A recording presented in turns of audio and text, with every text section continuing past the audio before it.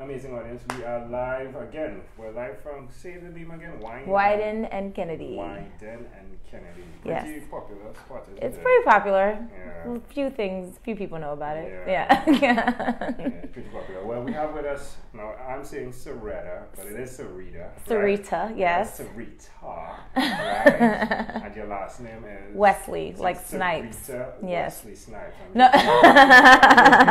Nice to meet you. Nice to meet you. All right, so let's have a conversation. Yeah? Sure. You ready for this? I'm ready. Which of your talents would you say is responsible for us connecting at this specific time in history? Probably my podcast, our podcast. I represent a group called On She Goes. We're a travel platform for women of color, and we do a podcast that goes live bi-weekly. Actually, episode 3 of our 3rd season is live today. All right, congratulations. Thank you so much. We have some amazing guests all the time on our show. We've had Rachel Hill from Rachel Travels. We've had Freddie Ransom from BuzzFeed, and we've had Crystal West from The Read, and most recently we had Allison Mariella Desir from Harlem Run, and she has a podcast called Finding Meaning on the Run. So It's been good. it's been good. You love it. Podcasting is fun. It is. It's recorded. It's not live. You get to edit. Yeah, it's live. I loved her reaction right now. Yeah.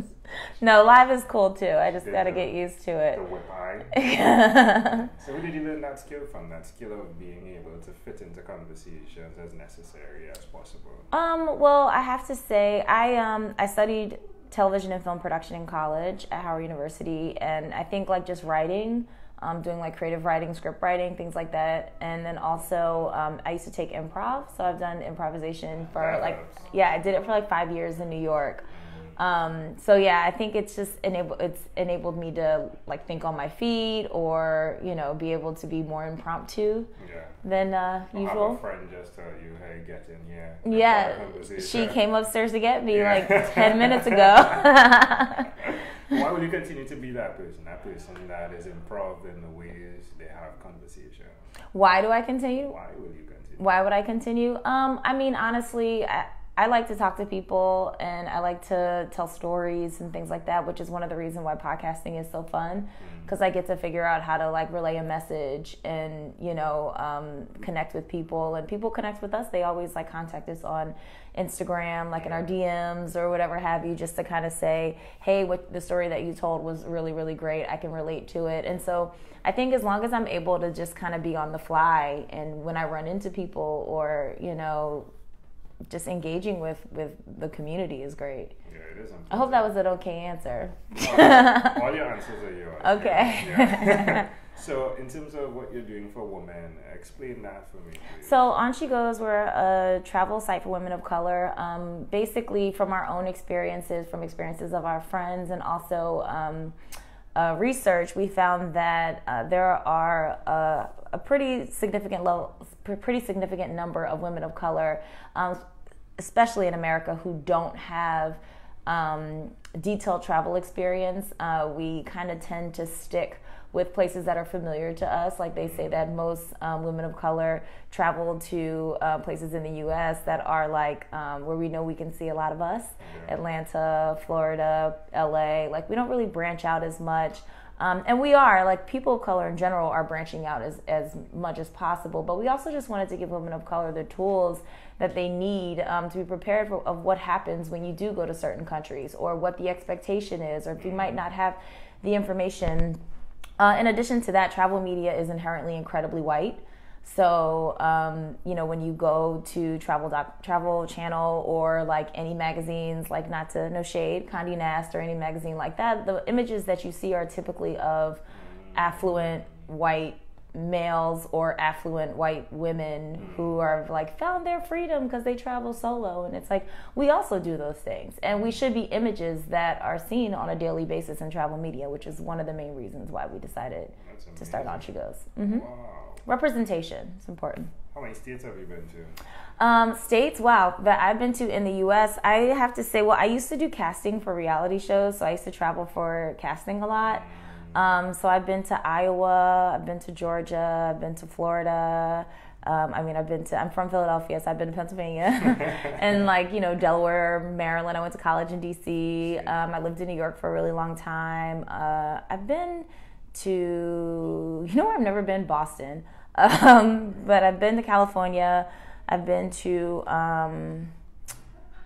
Arizona. Wow. I've been to a lot of around. states. Yeah. Washington, So you're Texas. definitely the person to walk that talk. But that's great. What's one other thing you've done consistently over the last 3 years? One thing I've done, writing, probably, How does personally. that make you feel? Yeah, I write a lot. How does it make you feel? It makes me feel great. Yeah. Yeah, writing is probably the thing that I zone out on the most. I can kind of just sit there and I can just keep writing and writing and writing and writing, and then I'll just, next thing I know, I'm like, oh, I'm almost done. Or like, like the time has passed and I'm like, oh my gosh, because I have a strict 10 o'clock bedtime. So I'm like, oh, I got to go to bed at 10 o'clock. Why would you suggest someone who's listening should do that, have a space where they're able to zone out? I think zoning out is important, especially right now with everything that's happening in the world and specifically in this country with our political climate. But it's nice to kind of have that stress-free, keep your headspace very, isolated and kind of protect your peace in a way. I think finding something that you truly enjoy that doesn't feel like work, or that doesn't feel like you have to do it. When there's like there's something to be said about a lack of commitment. Like if you don't have to, like for me, I don't have to write to like make a living or to live a good life or anything like that. I do it because I actually enjoy it. So if you find something that you do that is not a requirement or that you just truly enjoy doing, I say do it. Music helps a lot. Headphones helps a lot, beautiful weather helps a lot too, like even being outside and just kind of taking in like a scenery. If there's like a very natural beautiful landscape or something like that, it's easy to zone out. That's great. Where's the best place for people to connect with you? You can connect with me on Instagram at Serita West. It's SeritaWes, and you can also find me, I'm on Facebook, just Serita Wesley. And then if you want to check out On She Goes, we're at On She Goes pretty much everywhere. So ONSHEGOES. That's a podcast, right? It's a podcast. It's a travel site. It's Love it. all the things. Love it. Well, let's switch gears for a moment. Let's Let switch me now gears. invite you into my time machine that is surrounded with beautiful, warm blue Caribbean water. Okay. What is Do I close my eyes? You could if you want. What is your earliest childhood memory? My earliest childhood memory. Oh, man. I think, I have this one memory that I always think about that reminds me of home. It reminds me of Philly. And that is, in Philly, there's a thing that, I don't know if they still have it, but there used to be a block party on the Benjamin Franklin Parkway called Super Sunday. And I remember as a kid, I had like my little Rainbow Bright coat on. It was like a blue coat, and I was all zipped up and bundled up. And I remember being on those swings that they lock you in and it goes around. I remember being at Super Sunday and being on that. And I remember they had the candy that they like sugar it and then they stick it in an orange. And you can kind of use the candy as a straw. That's probably my earliest, but I had to be like 5 or 4. That's probably my earliest childhood memory. And the reason why I always think of that one is because it's just a good memory. Like I remember feeling really happy that day. Can you connect that memory to who you are today? Yeah, I think that's probably very similar to how I am. Like I really just like to have a good time, for the most part. And like I like that carefree feeling. And I remember feeling that day. And it's also just the connection of home. Like the weather was overcast, as Philly oftentimes is, and like, the people in Philly are very down to earth, and like, I know we have a bad reputation, but we're actually really nice people, very down to earth, very authentic, and like I just feel that feeling, and those are the kind of spaces I like to be in. To this day, I actually really like amusement parks and carnivals too. I'll get on a carnival ride, which is Not easy on my 36-year-old body, but... Can I offer an interpretation to the thought picture you created in my yes, mind? Please do. I love the idea of the woman of color traveling and experiencing things outside of her home, but still being connected to home being a beautiful place to be. Yes, I love that. That's a great interpretation. High five. Yes, Boom. I love that. If we fast forward to when you were 12, what was your favorite song?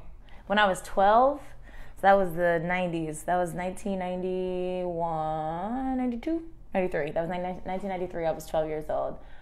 Oh, man. I have to say, I mean, it's likely that I was in a grunge rock Nirvana phase, or I was either super into Mary J. Blige. So, like, I could see Mary J. Blige, yeah.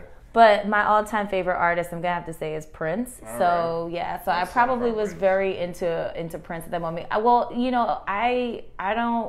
So in 1993, I think the Love Symbol album was out. So my favorite song on that album was probably "Damn You." But but that's not something that I feel like a lot of people would know, unless you're like a giant Prince fan. But yeah, I listened to his entire catalog throughout my entire life and continuously. So. That's good. All right, well, we've arrived at our destination, but before we get off of this time machine, there's a small declaration form. So it's yes or no. We're going to move pretty quickly. Are you ready? Yes. Have you chosen someone, Serita, to pass on your skills to? To pass on my skills to? Yes or no? No, I'm going to say married? No. Do you have children? No. Do you believe in God? Sometimes. Do you have an inner circle of friends? Yes. Do you watch TV for more than 3 hours a day? Probably. Oh, all right. What about screen time? The phone? I know the computer. Oh, yeah, for sure. More than 8? Yeah. Okay. If you had to share with us your own unique real statement, a statement that represents who you are, what would you say that is? My own unique real statement. Ooh, gosh, come on, I'm on the spot. I'll probably just say always stay true to yourself. Yeah, I love it. Even with all the colors that you can be. Yeah, no matter what. Yeah, just you can't really go wrong. So I say if you hate something, if you love something, express it. I love it. Serita, this is a great pleasure. Before you leave, is there anything else you'd like to share with our amazing audience? No, this was awesome. Boom. Thank you. What is inspired by 12-minute convos with Angel Jones. Wonderful. Great pleasure.